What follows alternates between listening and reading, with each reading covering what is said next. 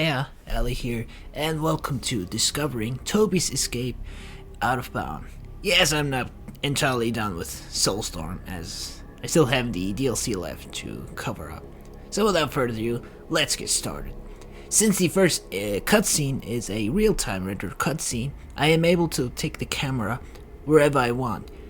And taking the camera out, we can see that they are not on a train at all, because all we see is all we see. There is nothing else from the train itself to see. I also noticed this black wall that's just there for no reason. Although the only reason I could probably see is because it's there to cover the skybox from that door window, as we can see. But then when I discovered even further, I noticed that the cutscene is actually a part of the first level of Toby's escape. Taking the camera all the way here, we can see Toby himself apparently just waiting until an explosion happens. Taking the camera back, we can see that the background itself is moving. Same way with the train level previously. Go back to Toby. I also noticed that he was holding his book on his hand, but when I rotated the camera a bit, the book just disappeared all of a sudden.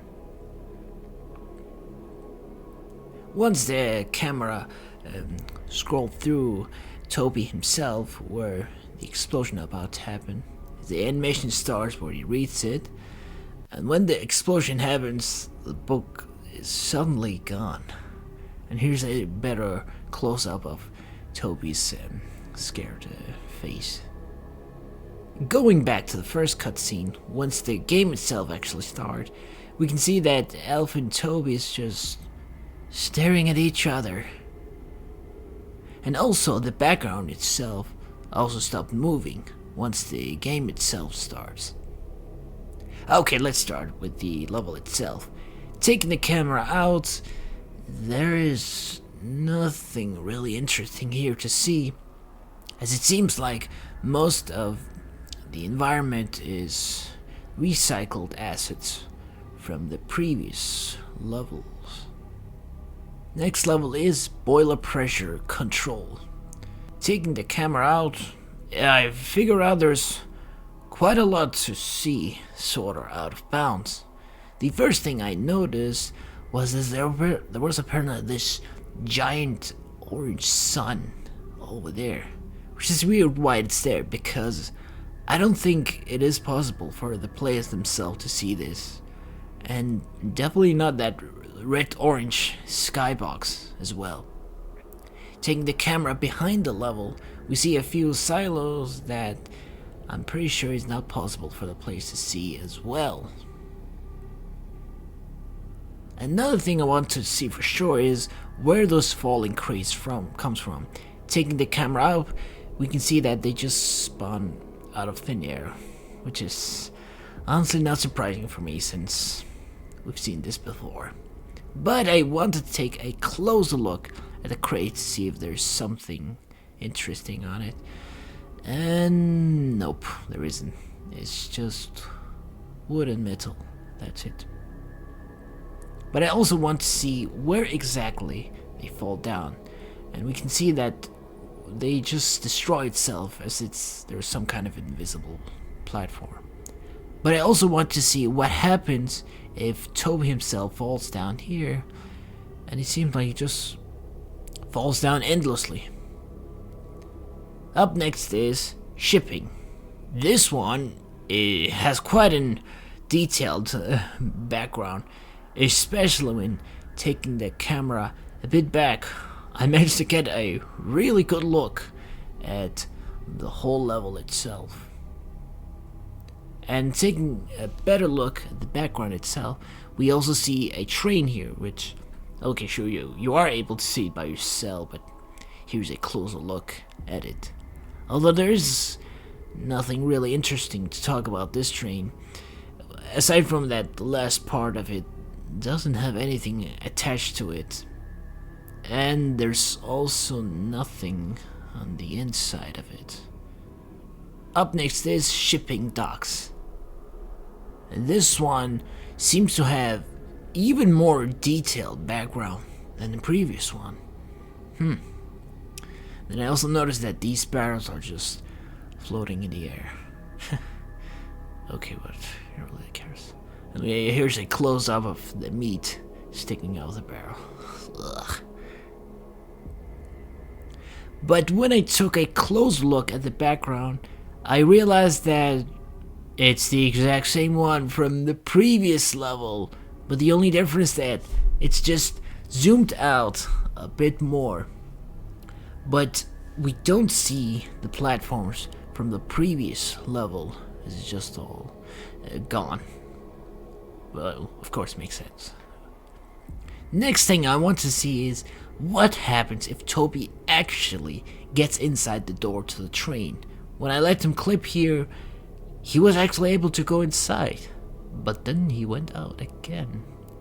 I was honestly surprised that he was able to interact with the door and actually go inside, but I did not expect to see that once he goes inside, he goes out again. When I tried to trigger the cutscene where Toby slips through and the train just drives away, it doesn't seem to happen, whether I run from left or right.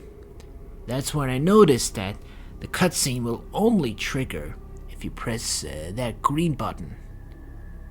So once I pressed the green button, the cutscene got triggered and we see Toby slipping through. When taking the camera out, I wanted to see where the train exactly goes, and it doesn't go anywhere. It literally just stops at the end of that railway line. I expected it to disappear for a few seconds, but apparently not. It just stays there. That's it. Up next is Processing Center. And the background is, oh wow, the exact same as the previous one, but the only difference is that it is covered through a thick fog, just to make it a bit more unique and not being able to recognize that it's the same one.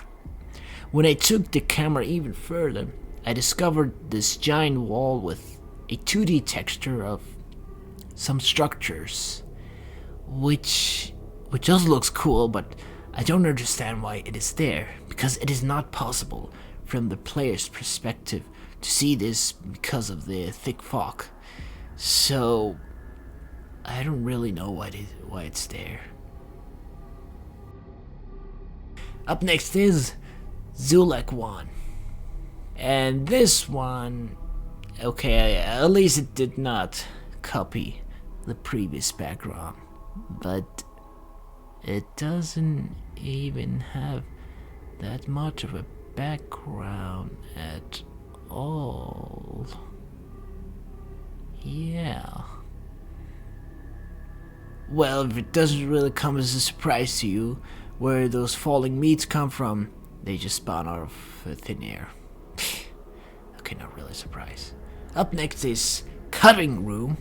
Taking the camera out, the first thing I noticed was this giant sphere here, which looked really familiar to me, as I believe this was the one that we could see in Oddworld New and Tasty. You know, in one of those secret areas in the Scrapanian nest. Then I also noticed this railway line of meat, which we could also see in Oddworld New and Tasty as well. And it also has the exact same gimmick with like making this illusion of an infinite amount of meat that is just going through the railway line. I don't think I need to explain how it works. Like, you know the drill, don't you? Up next is Seasoning Room. This one has sort of a graphic background, as taking a close look, literally most of the ground is made of meat. Even taking the camera out of the level, we see this huge stack of meat as well, which looks a bit gross when looking closer at it. Even here as well, we also see meat as well, and also like meat sticking out of these barrels as well. Ugh, okay. Up next is Rapture Farm Security, and there's nothing interesting to talk about here. Next level. Last level is Stockyards Management. The first thing I want to see is the outside of the stockyard, and apparently the area of stockyard is much larger and much more expanding than expected, as we can see all of this, which I believe is not possible for the players themselves to see all of this.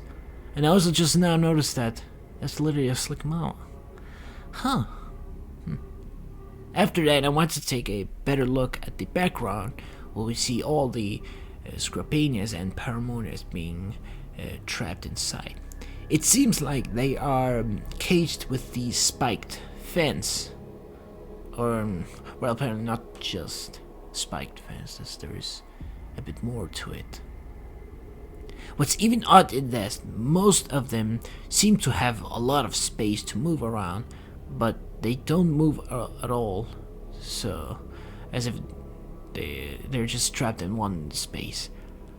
What's even odd is that this scrap here can literally just go away and sort of just run, but it just stays there for some reason. Then I also found this scrap here sitting there all by himself, and it's just staying frozen solid. Then I also noticed that there is another floor of Paramonia and Scrapanias being caged as well. That's when I noticed that there's actually a platform from the bottom floor where you can go up to the upper floor.